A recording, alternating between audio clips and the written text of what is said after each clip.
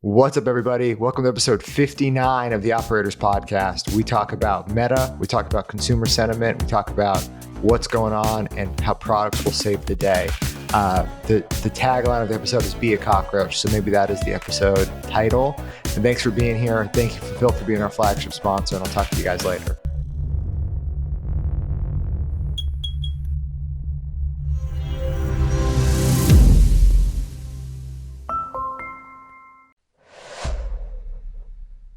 What's up, everybody? I use Fulfill. Fulfill is my ERP, my order management software. It does EDI for me. So what do all those things mean?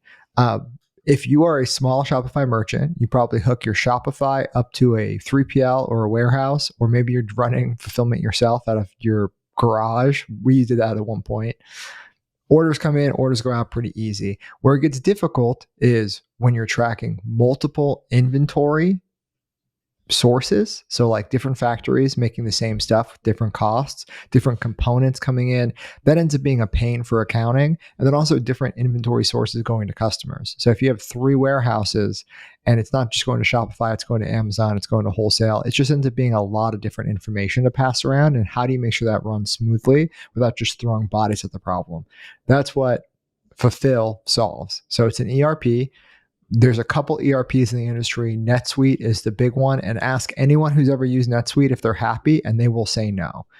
I am happy with Fulfill. We are using it. ERPs are a hard, messy business because it's so many different parties passing a lot of information, but it ends up being the nervous system of your entire company, right? Like if something fucks up on Amazon, I feel it because of Fulfill. So it's the ERP uniting everything. It also does EDI, right? So this is a little more technical, but Best Buy, Nordstrom's, all of these people, when they place orders, it's coming into your system via EDI, and nobody knows how that works. Like no 3PLs have it figured out. It is just an old archaic system that I naively thought would take a week to set up, but no, it can take months to set up and actually test that it's working perfectly. Fulfill does all that. It sets up EDI integrations, and then it stays with Fulfill. So you can switch warehouses, you can switch inventory sources without having to redo EDI integrations, which is the death of a lot of companies. So if you're shipping stuff to people from multiple locations, eventually you'll need an ERP. I use Fulfill and I've been happy with it. They're a sponsor of the podcast. All 3 sponsors I personally use. So interact with Ridge and you will see how we're using these sponsors. So thank you, Fulfill. Talk to you later. Jason, dude, are you bringing Memorial Day with you to home? Is that what happened? Is that why you got a golf club on your desk? Wait, say again? You've got a golf club on your desk? Are you bringing Memorial Day with you here till Friday? Dude, the golf club goes everywhere with me if possible. If possible. Sometimes I have to leave it home. It gets Jason, are you back from Hawaii? I am. I'm sitting at Hexclad HQ at the moment. Oh, nice. So you're spending your one day a month in office. I'd love to see that. It's true. I'm flying up to Villa Lucia tonight. Although I will say, Monterey County is really trying to make me suicidal because I'm 6 months late with my renovation breaking ground, and I got feedback from the county planning department that, check this out, we need to do an archaeological study of our property. Okay, on the top of a mountain in Monterey County, where the house already exists, right? I'm just basically keeping the footprint of the house and maybe expanding the footprint by like 10 feet on one side of the house. And I think they're looking for, I'm not even going to say it because I want to get in trouble, but like I just want to throw my hands up to it. I mean, I'm a Florida resident. I've been a Florida resident, spent a lot of time in Florida. People don't really know that, but I do. And like, I'm really considering just going there. It's just unbelievable. So how long does an archaeological study take? That sounds like an adventure. Like 200 or 300 years? Like the planning department sat on our permit application for 5 months and didn't even respond. And then they responded to say that, oh yeah, we changed all the rules, the way you have to submit your plans. And this the package you sent is all wrong. And like, my architect has been working in Monterey County for like 30 years. The guy knows the rules. you know? And like for 5 months, we didn't even get a response. And now the response is, yeah, you got to redo everything. Oh, and you need to do archaeological and some kind of fuel management study too, because apparently the construction workers will be driving past a school. So if the construction workers drive past a school, they need to look at the fuel management of the project. Yeah, Don't this is a get funny thing. I saw on Twitter that in April, 2 houses were built in San Francisco, the entire city of San Francisco. No. Yeah, like, and it had houses built year to date, and I think they built 16 houses year to date in all of San Francisco. Compare that to they said there's one builder in Houston who personally built 16 houses this year, like himself out there just grinding.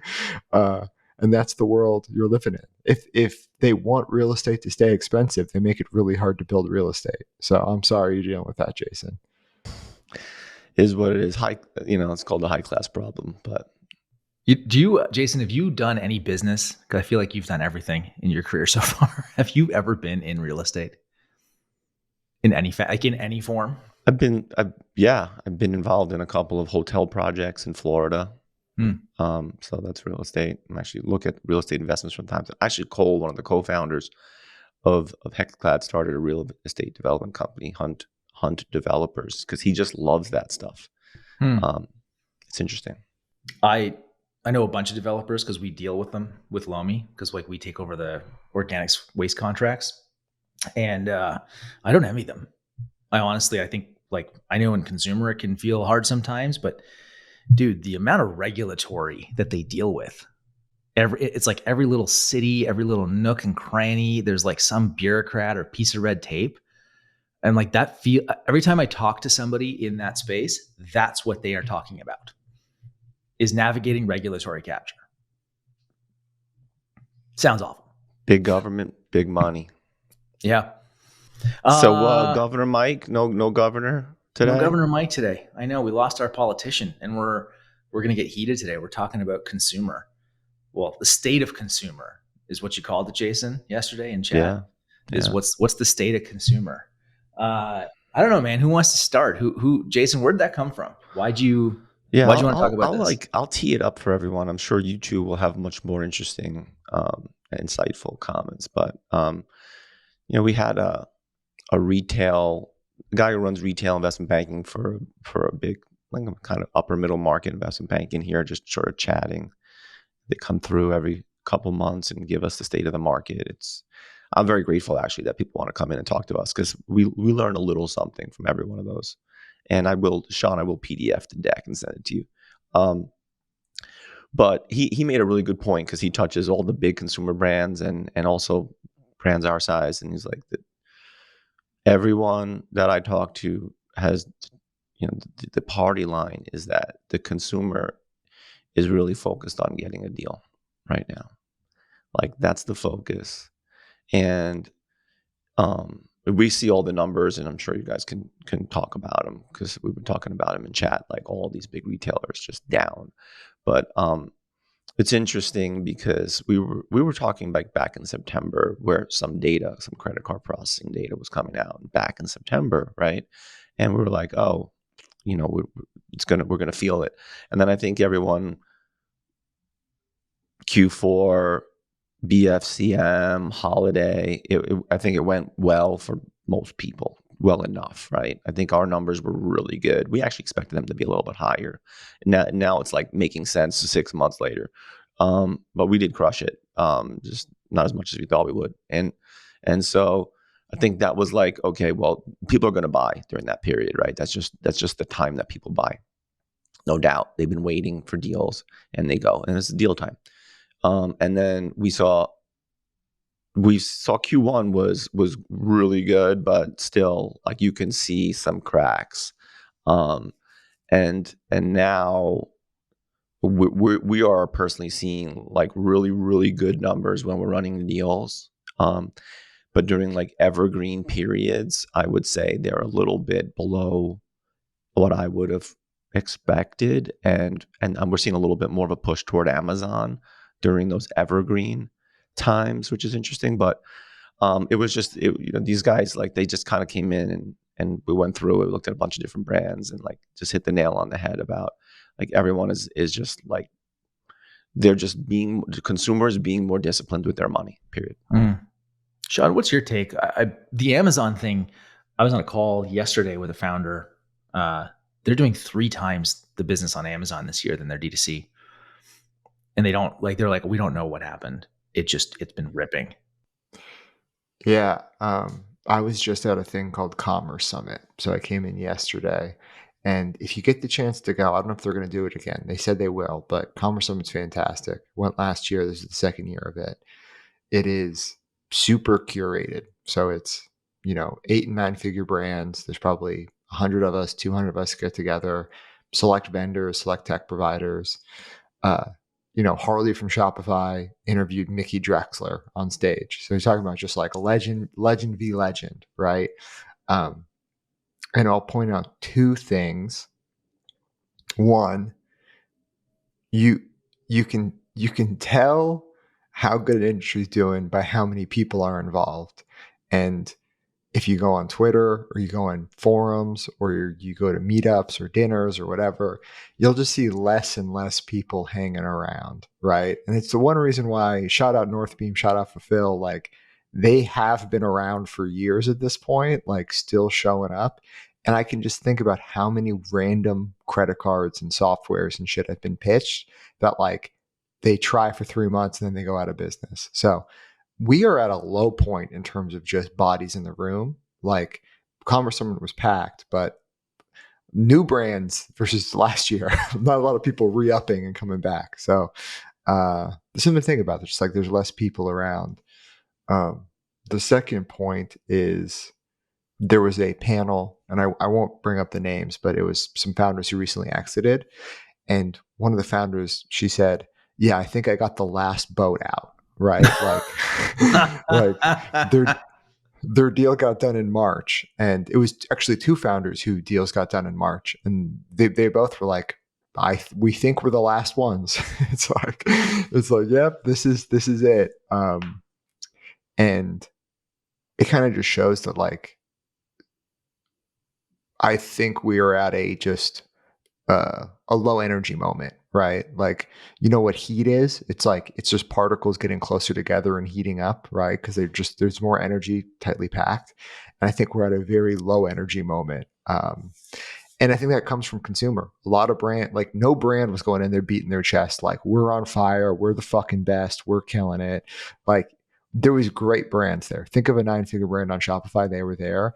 And like, publicly, people would be like, yeah, it's a pretty good year. Like we're really just like doing stuff like 20% growth. And then there's a lot of quiet conversations like, yo, bro, a lot of people are going out of business. Like, are you doing okay? So it's a weird time that it has been a weird time for 4 years. Right. So anyway, it's been a bit seesaw like for 4 years. It's way up, it's way down. Sean, do you think this is just, is this like a reversion to mean? So are we actually returning to a normal now? Because like you had COVID, everybody bought stuff. Post-COVID, everybody bought experiences like travel, restaurant, everything. Are we now just like balancing back out and re-entering 2019? Like, is that actually what we should be looking at from a patterns in a year and a week and a day as far as consumers concerned? Well, so I would say 2019, and there's a great chart that somebody posted, and I'll try to find it and we'll try to put it in the show notes, but it was bull markets versus bear markets at the stock market for the past 100 years, and like tons of bull markets. And 2019 was peak bull market. Like we go back, it's like, bro, that was like Uber was getting funded at $80 billion or whatever on the private market, and WeWork was worth $50 billion. So I think we're actually probably more resetting to 2014 or 2015 in those expectations, just from like a macro standpoint.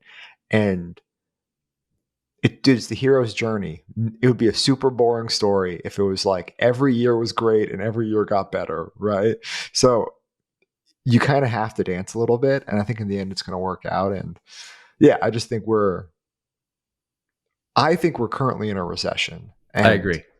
Like we're doing everything we can to remove things out of CPI to make inflation look better. And we're doing everything we can to make it look like things are actually better.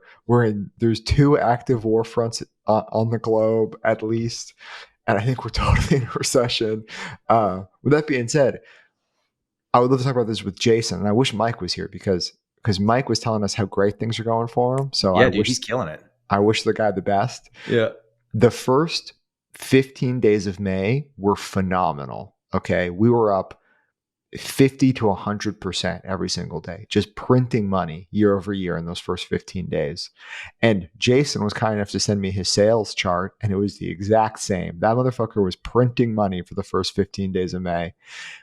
On the 18th, Meta stopped working, and we had a swing from plus 100% to down 20% for 4 days or 5 days. It was this massive, massive swing. And everything was working except for cold traffic from Meta was converting 40% less year over year. Now, we worked really hard to get it back, and we got it back for a couple days. So we had 4 days of shit, 3 days of winning, and then 2 days of shit, and I think we're in 2 days of winning. So it's that is the roller coaster run right now, and it's really the Meta machine. And this is now the conversation that is it Meta that's broken, or is Meta just a proxy for the Meta's a U.S. proxy. economy? Meta's a proxy. So, we spend too much time, I think, as an industry focused on Meta, and it's Meta's fault. And look, they break shit all the time. You can't argue that, right? But when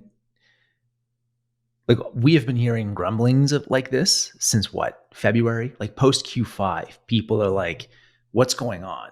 Right. I remember in February, there was a moment in time where I think Cody and I were chatting. Cody's like, look at this shit. And it was his Meta traffic and how it was converting. It was just blah. So you've got really big spenders who have had to pull budgets way back on platform because of the seesaw. And I know the cost cap bros are going to love this, but just put that shit aside for a second.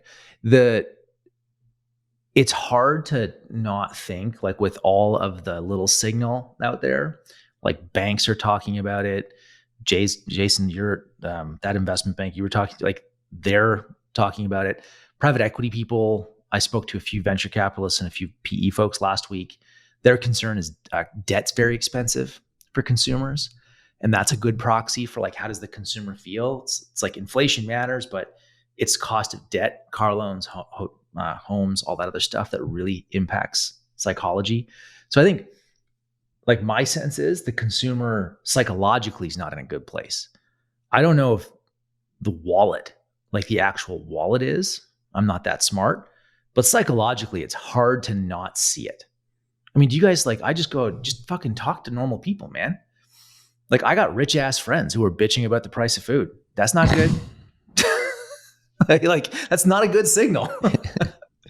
Well, look, the Meta thing, I'm glad you brought it up because I was going to just put in the chat that we should definitely incorporate that into this conversation about the consumer, or just because we're looking at how everyone's performing, and there's a lot of chatter in our chats and on Twitter, and it's never one thing, right? The consumer is hurting. I think we can all agree. It's the data is pretty clear, or maybe hurting isn't the word, but the consumer is being more judicious with its spend. And then you throw on top of that, there have been real issues with Meta over the last couple of months. They just are.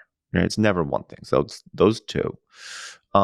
Plus we have an election year, which is always weird. And I don't know. I don't know what you guys are seeing in terms of ads, political ads yet. I don't know that my email is absolutely flooded with politics, but it's ridiculous. So yeah, I had all those things up. I think we should maybe just double click down on the Meta bit for just a minute, Sean. We're going up to the Meta Performance Summit next week. You'll be there. I'll be there. Do you think they even talk about it? So me and Jason are in a private, secret, white glove Meta experience called the Disruptors, and they will talk about it. So we get an extra day. So on Wednesday, there's a big event me and him are going to go. I mean, thousands of people go. This is the one they live stream. It's their version of like, an Apple event or whatever. They just talk about the state of the ad product. And like, they talk about like the 5 things everyone should be doing. And it's going to be like, you should test creative. You should use AI. Like that's going to be the big thing. And then there's the next day where you get to sit down with, last year was the CFO of Meta was there. And she's just like, hey, here's what the fuck we're doing. Right. And in that meeting, they will be, I think, way more just in depth, like, because you have to remember Meta advertisers who care about direct return off of e-com purchases is probably 25% of their business. And like, you can do the math. It's probably 25% of their business, right? That means, 50% of their business is people selling insurance leads or fucking doing whatever, right? Those people don't really care all that much, but we're like, how do we sell widgets profitably? So we'll get like more insight there, but it's actually another really good point though, Sean, which is like when you think about, we're so D2C centric, paid ads, conversion centric, but there's a ton of people out there spending money on Meta, way more than us, who aren't really like looking at it that way. So when all the really, when the cognoscenti of Twitter, like David Herman, who I fucking love, are like bitching about Meta, like, why are they not fixing this, blah blah blah, it's like, because they don't have to. Yeah. If you're Samsung, what do you do? Like, what do you care? Like, what's your objective in Meta? It's probably reach. You're just probably get people to watch your Samsung video, right? And like, maybe they'll buy a Samsung phone. Like, do they even have an e-com checkout? Like, I don't even know how that works, right? And they probably spend $1 billion. I mean, they're a massive fucking company. So yeah, Meta's, I think it is reported that majority of Meta's revenue comes from small accounts, right? Like as an aggregate, small advertisers, there's like 7 million advertisers. They get a huge amount of the revenue comes from small accounts, but that small account does not mean e-commerce. Like it's silly to think that it's anything bigger than 25%. Yeah, there's a guy that has like a golf simulator in Beverly Hills. It's like the size of my office. It's really cool. It's like a luxury experience. He's running paid ads to have, localized paid ads to have people like sign up for his golf studio. And man. Yeah. I got a buddy who's a local landscaper. He's crushing it right now with pest control locally. Like, if you just go out of our little bubble and talk to people who spend money on the platform, not everybody is in pain. It's definitely like there's a theme in consumer goods that seems to be where it's isolated to, at least, in my limited experience and purview. What's up, everybody? I use SendLane for all of my email needs. They have SMS, they have reviews, they have all that stuff. But the big, scary, hard thing to do is to switch from Klaviyo to SendLane. And I'm telling you, I did it. They just rolled out a new feature where you do not have to pay for SendLane until you're up live sending emails on Klaviyo, essentially de-risking the change off period, right? We kept Klaviyo up and live for probably 3 months during that transition. And now you can do that. You can move at your leisure, make sure things are set up and working, make sure they have the features you want, and only start paying when you're actually fully live on SendLane. So if you're sick of the Klaviyo monopoly, if you're sick of rates going up and bad customer service and everything that Klaviyo has been doing for about fucking 5 years, check out SendLane. They are the modern, fast-moving email startup. So e-commerce focused, hyper focused on winning over Shopify customers, and they know what makes us money on email for Shopify. So check them out. SendLane, I use them. If you got an email from me, it's coming from SendLane. So what's the story, guys? Are we bemoaning the state of the consumer right now? Yeah, so we went through consumer. We talked about if it's a recession or not. We talked about how people are feeling, and now we're going deep diving onto Meta because we're talking about how the Meta is the cause of all of our issues. But I wanted to get you here because, Mike, things are going great for you. So this is evidence it could be a Meta issue because you're having a great month, great year, crushing it. I was just telling them that every 3 weeks my Meta account totally breaks, and then I end up just like losing money for 7 days while I try to fix it. So I think maybe Jason's feeling the same pain. I don't know if Matt's feeling the same pain, but what's the world from your view, Mike? Well, so generally the business is doing well. I mean, I think this is the advantage of having a really diverse distribution strategy, is that the volatility of my business has gone down a ton. One of the things that I do is I have a report where I'm looking at all of our different channels and what are my comps on revenue and contribution margin, for the last 28 days. And I was updating it daily, and then I kind of realized I don't need to, because things are stable enough that it's kind of a waste of time.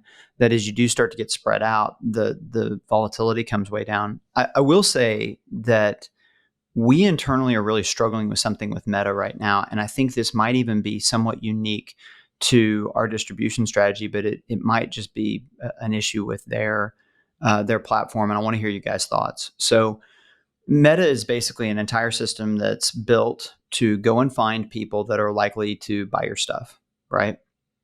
And when this system was originally built, they could know a lot about the people that are looking at the ads. They could track, have they been to your website? Are they a purchaser on your website? And you could do all kinds of exclusions and targeting.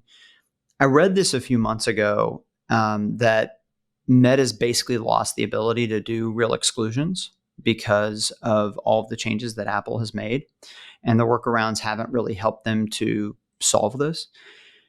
So we started digging into some of our numbers. We work with EdgeMesh as one of our partners, and so they provide, with Google Analytics going away, EdgeMesh provides a lot of server-side look at what's going on. It's data, actually their data is even better than some of Shopify's reporting for some interesting reasons. And we started looking at some of our performance. And one of the more interesting things we saw was with our Meta spend in particular. Obviously, we know there's people who click on a thing and then they purchase, and then maybe even more, there's people who click on the thing and then they leave and they come back organically or some other way and they purchase. But from people that were clicking on an ad and then purchasing in that session, 74% were returning customers and not new customers. And we have a returning customer exclusion on all of this. And it's like, wow, okay, so we're telling them we don't want to pay you to go and get people who have already bought on our website, and yet 74% of the purchasers that we can verify, that's exactly what's happening. And that was a kind of a wow, eye-opening moment for us, because, and it makes sense that if they can't see really clearly, all of the data about people that they used to, then the system is basically just looking for affinity, and the system is going to naturally gravitate towards people that are already your customers. And for us, there's another element that makes it even more interesting, which is we acquire a lot of customers through Target or Amazon or Walmart or whatever. And so there's a lot of people that have affinity that are basically customers already. And so even, quote unquote, acquiring them isn't really acquiring a new customer. And so the internal discussion we're having is like, what do you do with that? Do you go more top of funnel? Do you do more like reach based and unique user based campaigns? But I don't know if you guys have run into that. I've seen other people post some stuff. Dave Recook has posted some stuff. It does seem like Facebook's ability to really eliminate existing customers has degraded. And for us, that makes it less attractive as an advertising option. So that's probably from my world, the most interesting thing about Meta is that we have customers that we acquire in a bunch of different ways. And even the ones that we have acquired on the website, we're paying Meta to go get them again, which doesn't make any sense. But then my assumption, and we're doing some post-checkout surveying, is that almost all of the customers that we think we're quote unquote acquiring on the website are people that we've already acquired to the brand through some other channel. I think, Mike, that's knowing your business a bit and the channel mix you have. Your problem is likely not Meta's visibility as much as it is how many places you have brand impressions and discoverability and where you acquire customers. right? Like you are, which means you're like, Meta's likely not a great place for you to spend money because Meta's absolutely going to go get all those people and be like, look at all the new folks we're bringing you. As is TikTok, as is everybody. Sure. You know, like That's the that's thing actually how they're designed. That's not yeah, exactly. It's a feature, not a bug. And what we're really seeing is like what it does is it makes all the in-platform reporting basically completely useless to us, because what they do is you end up getting Google and TikTok and Meta all tag the same people. And then whenever those people purchase, which, oh, by the way, they probably would have purchased anyway, all three of those platforms say that was mine. And so we're starting to, like I said, migrate towards looking at more server side stuff. But our biggest challenge is how do we scale performance marketing in a way where we're not just talking to people who are already our customers all the time. Reach campaigns. Yeah. Sean, I was just saying, I'm curious your take on this. Well, I'd love to actually hear your take on that, Sean, because I did start thinking, is it reach? Is it putting more money in influencer?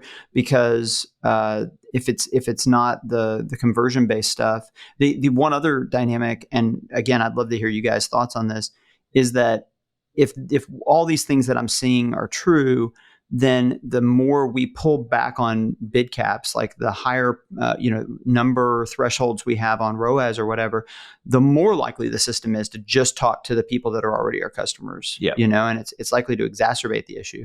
Yeah. Okay. So I have a lot of thoughts, and I'll try not to monologue. Meta doesn't work for like Meta as a company. Like we are the cash in the system, but we're not like the customer, right? Like they don't want to tax. Like if they wanted to, they could make it cheaper to reach as many people as they want, and we'd all be super happy and right. But like it's an auction based system where they want to get as much money as possible and keep us around for as long as possible. It is a digital slot machine, right? Like, and you have to win a little bit, but like it is a give and take relationship. The word you're describing right now is like the digital marketing word of the year, and that's incrementality. So like 2021, it was attribution. 2022, I don't know what it was, but this year it's incrementality, right? And is your spend on Meta truly incremental? And the answer is no, right? Like you could use House. We use House, sponsor of the Marketing Operators Pod, and last year, we spent more on Meta than we're going to spend this year because it was more incremental. And now that we're testing it, we've cut Meta spend for like we're going to do probably the same amount of revenue this May that we did last May, but we're going to spend way less because it's just not incremental anymore, right? So we're cutting back on spend and we're putting in places that are incremental. And what we found is that if you want to reach new people, influence is a great way to do it, right? It's hard to scale, but like you're going to hit a bunch of people who have ad blocker, right? Twitter has been really incremental for us. Snapchat, slightly incremental. TikTok, and like every channel has some amount of people who don't watch ads other places and who've never heard of you before. And what you've said, Mike, is that when you try to use bid caps or you get really strict with your MER, the system is more likely to go after the people who have already purchased from you, because that's the only way to hit those objectives. And that's because growing net new customers, that true incrementality, is really hard to do, right? Like, and that's when I say reach campaigns, and it's getting out of the conversion optimized campaigns, because if you're going to buy a water bottle, you've clicked an ad for water bottles before, and you've probably already bought a Simple Modern water bottle, and you say, hey, I want to acquire the customer for $20. And they're like, okay, great. Well, this customer likes water bottles. So, but this is the guy. And you're like, I already have that guy. They're like, well, there's no other guys. So if you want to give me $20, this is the guy you get. But if you're willing to spend $80, I will get somebody who likes purses, and I'll convince them to like water bottles, but it's going to cost you 4 times as much. And it's as simple as that. It's hard to get that incrementality. So you have to look for new ways to get people in those funnels. And this is why competitors are your best friends. Unfortunately, in the wallet business, most of our competitors have kind of gone bust or have stopped spending money. So we're the only people to get people into the wallet business. And anyway, so if and this is probably a good proxy that like, I bet Yeti's having a hard year, but when Yeti spends money on ads, it helps you just as much. Yeah, I think, Mike, that's the key thing. Your category is so damn big that you don't have the same problem that Sean does or shit that even I do with Lomi. Like I have to show people what it is. I got to educate them. Like it's a long ass consideration cycle. Sean's trying to tell people like that old wallet sucks. He's telling them something they've never even thought to replace. Yeah. You're in a category where people buy 30 of them in a year. Yeah, you don't have to explain the benefits or how it works. The one other kind of interesting concept here, guys, that Taylor Holiday, our friend, wrote a thread last week. I think Common Thread Collective does they do a lot of the work for Liquid Death and for Native, which are two of the bigger success stories. And interestingly, those are two companies that map a little bit better to Simple Modern because they're so omni-channel in their distribution. And Taylor has traditionally just kind of been contribution margin guy and banging the gong of, hey, if you're D2C, you've got to pay attention to this. But he wrote an entire thread about how those two companies, they're not even really trying to sell things on their website. They're using the website very differently than most D2C. It's more of a marketing tool and a brand building tool because they have all of this other distribution to soak up demand.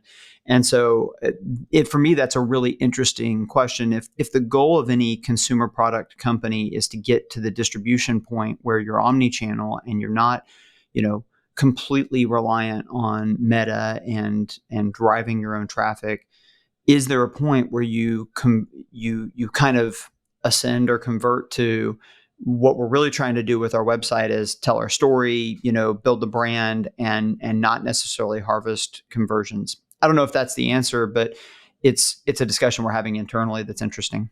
I think, Mike, you're in your category. The way I look at it, because given the category size and the consumer, everything is a demand capture point for you. Mm-hmm. Like everything, it's just put your shit in more places because everybody's going to buy one. Summer's coming. People are going to buy drinkware. Dude, okay, this is. Sorry, Jason. I'm going to throw it to you in 1 second. Go ahead. Mike's crushing it on Amazon. Jason's crushing it on Amazon. I just want to point out the number one item on Amazon yesterday and for the past week has been the Stanley Quencher. So, Mike, you benefit from that. The number 7 item on Amazon the past week has been cookware. Jason, you benefit from that. So, this multi-point distribution strategy, Amazon's up for you guys. Amazon's winning those categories and you're winning inside of them. But what are you going to say, Jason? No, just a small point, kind of building on what you guys were talking about. And one of the things, Mike, that I think you should consider, it's a small bit. I don't think it really will change the way you think too much, but what about reacquiring customers? People think that you just acquire a customer and then they're a customer and that's that, right? But people need to be reminded of stuff. I need to be reminded of stuff all the time. So I think there is a place for like hitting people again. I mean, it's just there's so many choices out there. Look at where you are in hydration and all the big players who are kicking ass. And it's like you still need to be reminded from time to time. So I think there is there is a place for that. Okay, so when Warby Parker went public, there's no gap definition of CAC, right? They were using cost per order, right? They were just like, here's how much we spend on marketing, here's how much orders we have, this is our CAC, right? But no, that's not true. There's AMER right there, and there's cost per net new customer. And I do think what Jason's saying is correct, that if you want to sell more t-shirts, right, sometimes you have to remind people who like your t-shirts that they like them and they need a new one, right? Yeah. And so it's just inside of your metrics and in marketing, having a cost per order and a cost per net new customer, and they're going to be different. And I think if you track those two things over time, what you're going to see is that like they do help and influence each other. And those are just proxies to consumer behavior, which is what we've been talking about. Like, this is a great point, Jason. Mike, that in your business, the thing we all have to remember is people don't give a shit about us. Like, people do not care about any of our brands. And they've got short memories.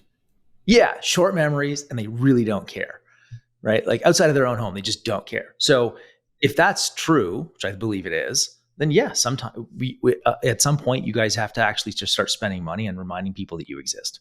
Well, and here's where it's especially true. I think, Jason, what you're saying, if Sean has someone that has bought a wallet, it is a little bit of a different thing to sell them a carry-on. and that like maybe technically they're a quote unquote acquired customer, but they were an acquired wallet customer. They know what the wallet is. They bought into that. They've had an experience there, but they're not necessarily like an acquired customer in these other categories. We launched kind of a beach bag that really a lot of the reason why this year is going so well is we launched a beach bag that's done great for us. Sean, similar to how getting into bags has been helpful to you. So I think that it's definitely true. And then, and Jason, I know you guys have, when you're introducing different pieces of cookware, it may be just because somebody bought a pan doesn't mean that it automatically translates to them wanting to buy whatever new knives that you release or whatever.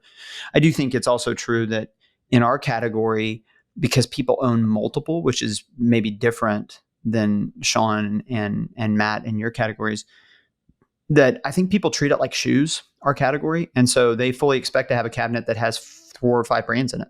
Yep. And so even once you've acquired them, you're still, it's not like there's this assumption that they're going to just, Matt, you're a perfect example. Like right now you've got a Hydro Flask. I know other shows you've had a Yeti, other shows you've Didn't even know that. Yeah, but it's like, that's actually the normative behavior, right? The normative behavior is that you probably have 4 or 5 brands. And so you can't just assume, hey, because I acquired you once and I gave you a good product, that means you're just my customer from now on. It's such a, you know what? It's funny. My wife is actually probably a great example of your customer, Mike. She's probably like, we've bought your product, but I don't even know where she bought it. It's that she's out with my kid, they see something they like, they just buy it. I have a giant fucking drawer in my kitchen, this deep, full of drinkware. And there's probably 5 brands in there. Yeah. It's probably the same thing, honestly, for us with cookware. Like I've started to like all the new cookware I buy is HexClad, but I've got 2 or 3 other brands that I had stuff for over time. And this is in a lot of categories, the way that people behave. Mm. Mike, we need to go up to BC and set Mrs. Bertulli straight, first of all. That needs to happen. She's ASAP. converted. She's a Simple Modern. We're a Simple Modern house now, but the stuff lasts forever, right? Yeah. So like, and I'm not, you guys know this. I can't exactly throw stuff out. It's sort of like off brand. I use things as long as I can. I keep my cars for a decade. Like I try to keep everything as long as I can. But yeah, Matt, no, man, I think that's just how it is. What's oh, you're rocking the HexClad Pila case. Look at that. Oh, very nice. Oh, baby. Jason, you're such a super fan of buying your friend's shit. He really is. I'm fucking number one customer for Ridge Wallet, and that doesn't include all the free shit Sean sends me, which is a lot. I love my Ridge Wallet. I actually really do. I've had it for 11 years. Like it's an amazing product. Yeah, it lasts too long. What's up, everybody? Welcome to the Operator's Northbeam ad unit. So 30 seconds, I'm going to tell you all about how if you have any problems with Northbeam, you can directly message Austin, the CEO. He is there. He will set up your ad account. He will make your bet. He'll give you cookies. Really, they have a dedicated team of people, probably 30, 40, 50 reps at this point, who will make sure Northbeam is working correctly and functioning so you can get amazing data out of this ecosystem. They will be more hands-on than any meta rep will ever be, and they're going to help you understand where your ad dollars are best spent, best positioned, and which ads are working. My team works with the Northbeam team literally every day. They're in my Slack. Maybe you don't get the same level of support as an operator, but they will be there to make sure it's working. And if you're not happy at all, just email Austin. He will take care of you. We use Northbeam every day. It's a benchmarking tool. It's super helpful for forecasting, daily pacing, inter-hour pacing. So we can see like if we just launched an ad in 2 hours, if it's working or not. That's what Northbeam does for us. So thank you, Northbeam, for the support. I'm customer probably number 1. So thank you so much. Well, one thing to add regarding Northbeam, because we just went through a contract renewal with them on their specifically on the MMM. And we got a pretty sweetheart deal, and I expect them to come back to us and raise our price, and they kind of deserve it. I was like, let me reach out to the team, and see how it's going, right? Because I'm not in the day to day. I get feedback, and the team was like, they have improved the MMM so much since we started it that they were like, we should definitely pay for this increase. So, and my team hates every agency and most SaaS. The only person that hates SaaS, the only more than my team is Sean Frank. But yeah, I mean, they came to us. They're like, hey, you guys got the sweetheart deal. We wanted the first MMM clients. And I was very, very pleased when my team was like, it's really working well for us. So that's my little MMM plug. Mike, the beach bags, though, I want to hear about this. Can you give me like 60 seconds on what's going on with that? Yeah, I mean, there's basically like somebody figured out like, hey, if you use the same material, this EVA material that you make Crocs out of, you can make other things out of it. And so there was somebody who popularized using it in a bag, and we made a version of it. And it's just been gangbusters for us, really. I mean, I think Sean talked about this in a previous episode, but part of, I think, evening out your brand is getting products that pop at different times in the year. And so this is a product that starts to go bonkers right around spring break. And kind of now we actually, as you get into summer, it starts to kind of descend a little bit. But we had the last 2 or 3 months, we call it our getaway bag, and it's at a pretty good price point. I think it's at $70 or so. Has been it's been amazing, and it's been, like we talked about, totally incremental. And this is the thing that if you're looking for incrementality, gosh, when you get into another product category, because we're really struggling with internally. Obviously we sell a lot of drinkware, and you want to continue to grow your drinkware sales, but you can't get stagnant. If you're offering the same thing 3-4 years from now that you're offering today, then you could be in trouble. So the question that we're wrestling with is, how do we disrupt ourselves while still grow? Like, if you're going to grow, that's by definition, that's pushing a lot more volume through your proven winners. But if you're going to be healthy 2-3 years from now, that means you're disrupting your proven winners with some new concept, a new lid, new form factor. So we're wrestling with what does that look like in drinkware. But the easiest answer is when you can find a complementary product category. And we seem to have really found one. One kind of interesting data point here.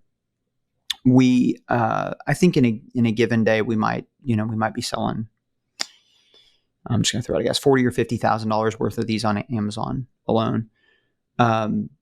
There were 2 different times where we ran a deal where we ran it, I think 15 or 20% off. And both times we had to kill the deal within 8 hours because we sold like 10,000 bags in a day. I mean, it was just some kind of absurd number the moment that we put it on discount.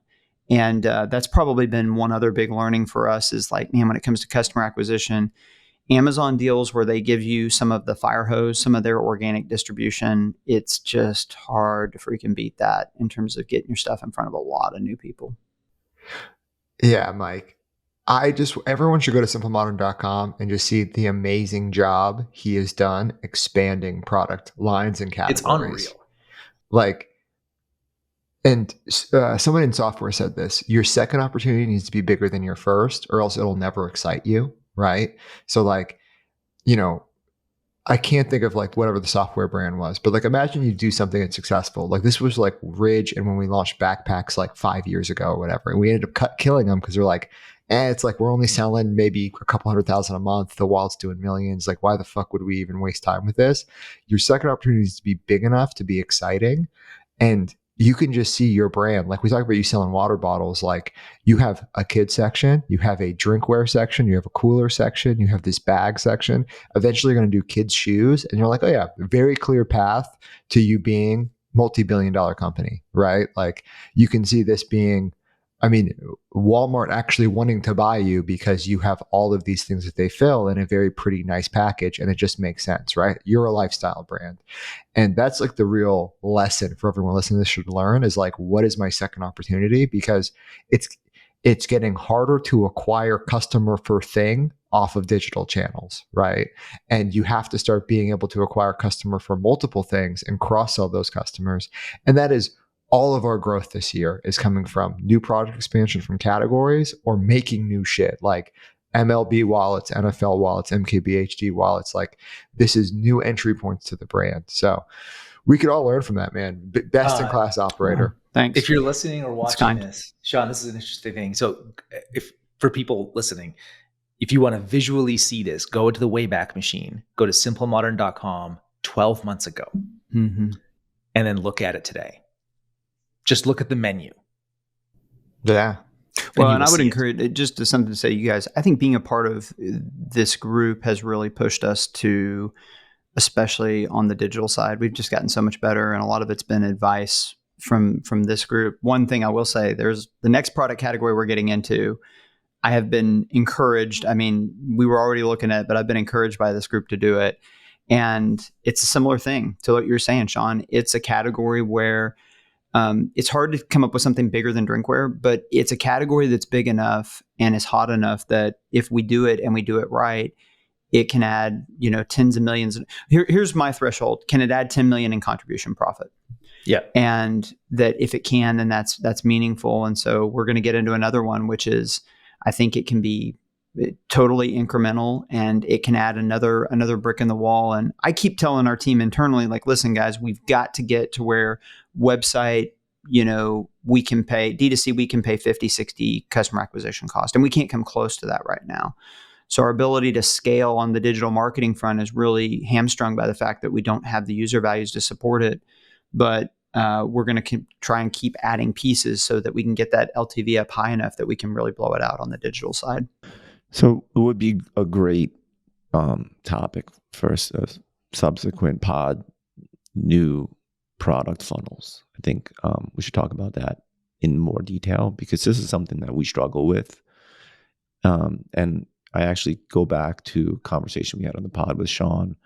Like, your next new category needs to be as big or bigger than, because if you come up with a new product that you and it's a lower AOV or just a lower price point, it's just hard to acquire the customer profitably. And it's something that we are thinking about a lot because we have other great non-cookware products like our knives, like our pepper mills, like we have incredible bags too, which no one even knows about. I'm literally about to go light people up after this fucking pod about that. People are getting lit. Just get ready. And I think the way it sounds, you're thinking about it, Mike, is that these are LTV, right? And that's the way I think about it too. And you probably suffer from the same thing. It's like when you look at your revenue mix by product category, the water bottles have got to be, the drinkware has got to be like 90%, right? Whereas, and that's fine. I mean, like, take what you can get, and you're growing and you're making money, so it's great. But it's like, for the long-term vision of a brand, you have to think about, and your positioning in the market, and based on like what different products, product categories you sell. Like, nobody wants to be a one-trick pony, right? Ridge doesn't want to just be the wallet company. We don't call them Ridge Wallet anymore. We call them Ridge because they sell rings and bags and watches. And I think that's an area for a deep dive. Yeah, I like that. I could see a world where Ridge gets more income from something other than wallets 5 or 10 years from now. Sean, I think, some of these categories that you've gotten into, There's no question, like, they can be bigger than wallets, and that's a great thing. But, Jason, just to touch on what you said, here's a counterintuitive thing that from the outside, people might not realize. Where we're at as a brand, coming up with new products that are high quality is easier than ever before. Like, every factory wants to work with us. People approach us with ideas that are good ideas all the time. We have the capital to, do whatever we want to from a tooling and development perspective. But just as it's getting easier and easier and easier to have a quality product that you could releasing those products is harder and harder than ever, in my opinion, because of exactly the dynamic we're talking about. 5-6 years ago, if we wanted to launch a new product, we could buy like 3,000 of them and just say, like, okay, we'll throw it up and we'll see if it pops, and if so, we can lean into it. But today, for us to launch a new product and for it to have any kind of meaningful impact on the business, we have to sell hundreds of thousands to millions of them. And so, even though it's, there's tons of ideas out there, we've got to find ideas that we can have enough conviction that we can put $500,000 or more behind, and that we think we can sell, like I said, hundreds of thousands of, and that makes the bar much higher. And it's something that we're kind of wrestling with internally. I just wanted to point out that, Mike, you're doing product expansion the right way, because just from a technical digital standpoint, like the Sean's golden rules of expansion, the second opportunity needs to be bigger than the first, and the second opportunity has to have a higher AOV, because, Jason sells a ton of aprons. Like that's like the big launch they've been working on, right? And I'm sure it's going great. I don't actually have the numbers. I was so skeptical talking to Connor R. I'm like, dude, there's no way you're going to be able to scale that up, because what Facebook's going to want to do is just sell cookware or try to trick cookware customers into only buying aprons, right? And like LTV is great, but you need that second line of the business. And to really scale it up, I think it just needs to have a higher AOV. So we have the advantage, Mike, of starting lower, right? Mm-hmm. Jason's AOV is $1,000. So I told him, like, yeah, you guys sell fridges. I'm like, that's the only way that makes sense to me. Sub-Zero. You got to take on Sub-Zero. Go after Wolf. Yeah. Sub-Zero and those guys. Because like just the way it's really easy to move up that AOV bucket without compromising your core business. And you guys said like, oh yeah, we're going to make more money off of other categories than wallets. That's not this year, but next year. Like we're mostly a ring business at this point. Like the rings are the fucking God's gift to earth, dude. Way easier to sell, way bigger market, way higher AOVs, better margins. So on that note, Sean, this is something that I've learned in talking to other entrepreneurs. Too often they view things through the lens of what would I like and what would be good for me. And they don't think about it through what are all the partners and companies that I work with, what do they want and what's good for them. And you nailed it. This isn't just true of Meta. This is true of, physical retailers as well. They don't want me to come to them with a $10 item. They want me to come to them with things that raise the ASP that they can hit with their physical space. And so they love it. They love it when we can come with innovation or some kind of product advancement that says we can sell things for $30 on the shelf where it used to be $25, and you can get more yield out of the space that you have. It doesn't matter how great the thing we could bring to them is. If it's $10, it moves them the wrong direction. So I think we did have the advantage of our average price point was in the 20s or 30. And there's a lot of products out there where you can move that up. Whereas Jason's got he's got the opposite gravity working against him, that he's already kind of at the top of the AOV pyramid. But let's not cry too much for Jason. This is also why HexCloud is absolutely crushing it. Yeah, no one should ever feel bad for Jason. He's like, oh, my remodel on my awesome house in the middle of the mountains. My gold shoes are too tight, guys. Mike, I got a question for you on the category expansion. How much of your thinking around all of this, because you've added a lot of categories, how much of it is defensive versus offensive? Defensive being, you're a smart guy. How long does the drinkware craze last? Offensive, just grow and add. This is what a business does. I think that I've originally was really scared about drinkware. Like you said it, like these things last forever. And it was just kind of like, how are these many selling? Is this going to just like all of a sudden start to drop off? And there's just no end in sight. Like I think the growth is going to slow down. Like last year, the industry grew at 20% maybe. Wow. And which is like everything else in housewares was basically flat to down. So, I'm very comfortable saying a lot of this is not me being smart. It's running with a 50 mile per hour wind at my back. But I think the category is really secure, because I think if you look at like longer term, secular growth trends like drinking more water, staying away from plastics, being more healthy, more active, like these are good trends.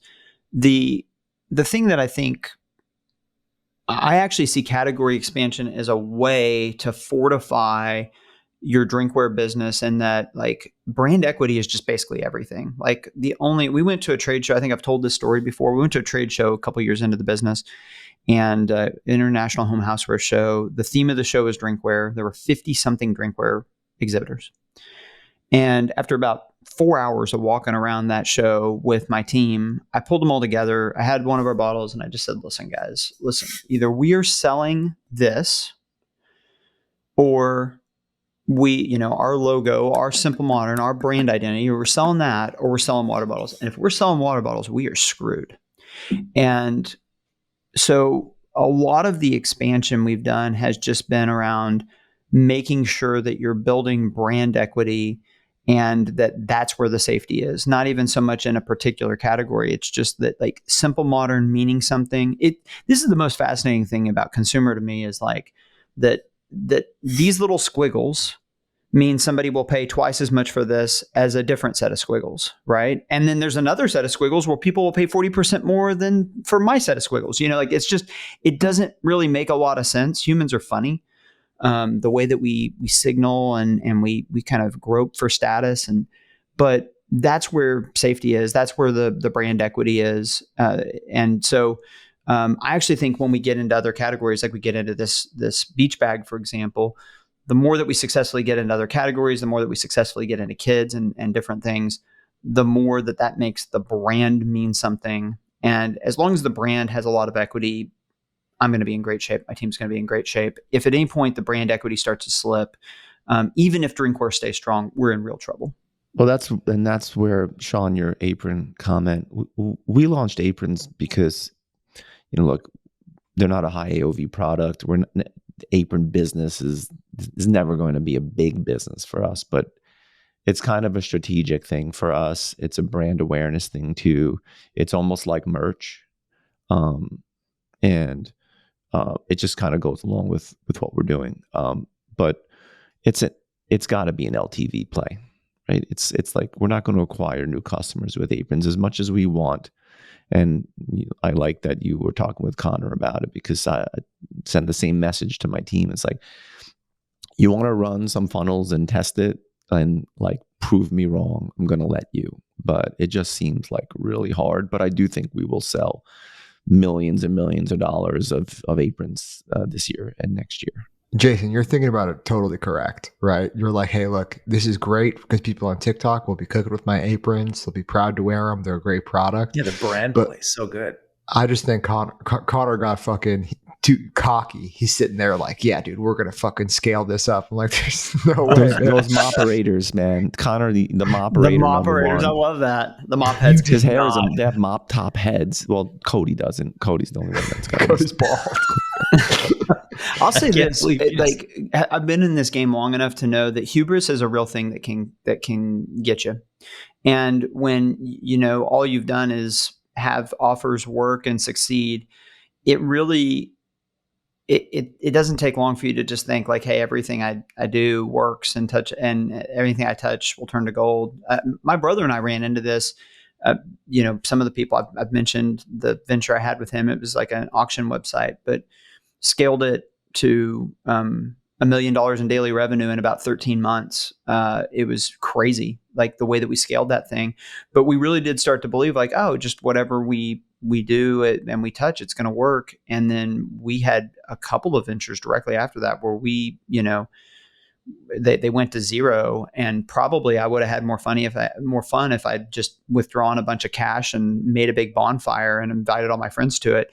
And so I don't know. It's hard. E-commerce is crazy in that when it's not working, it feels so impossibly hard. And when it is working, you feel like it just feels like magic and you feel like a genius. And I don't know how to like manage myself in between those two. I mean, I'm sure your team, Jason, it's like, how do you not think you're just the smartest guy in the room when you're putting up numbers that are so absurd, right?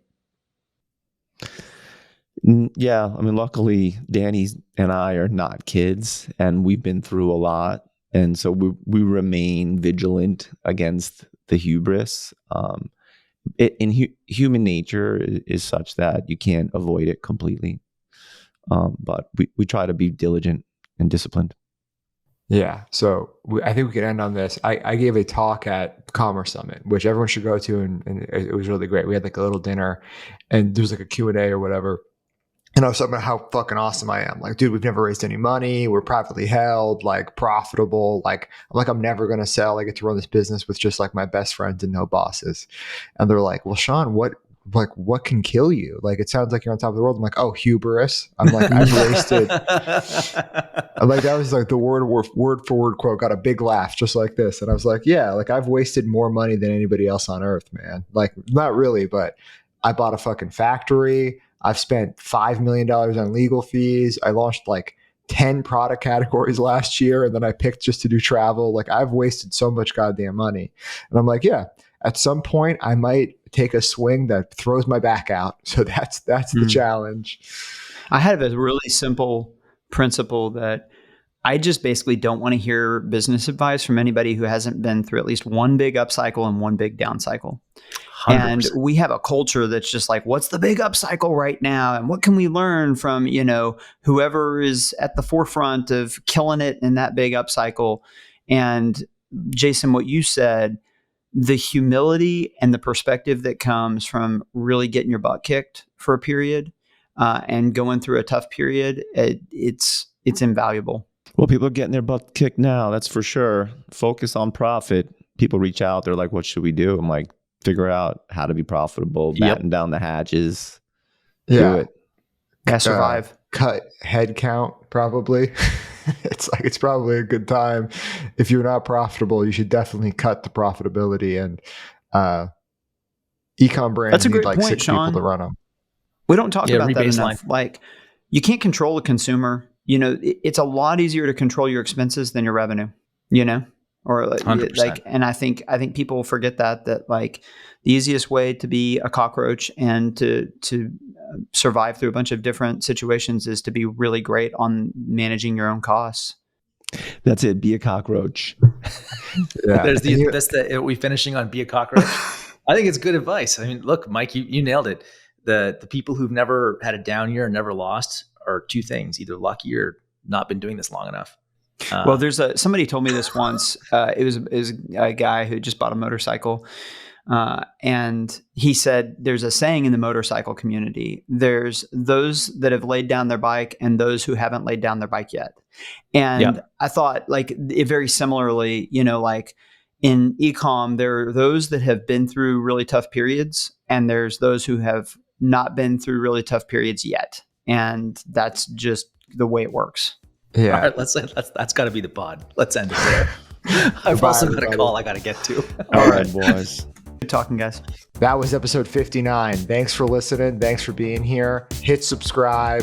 Send it to your friends. We're still the #1 podcast on earth, but I want to increase our lead.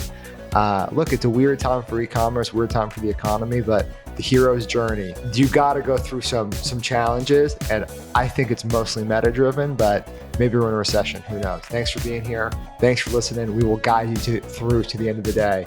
Episode 59.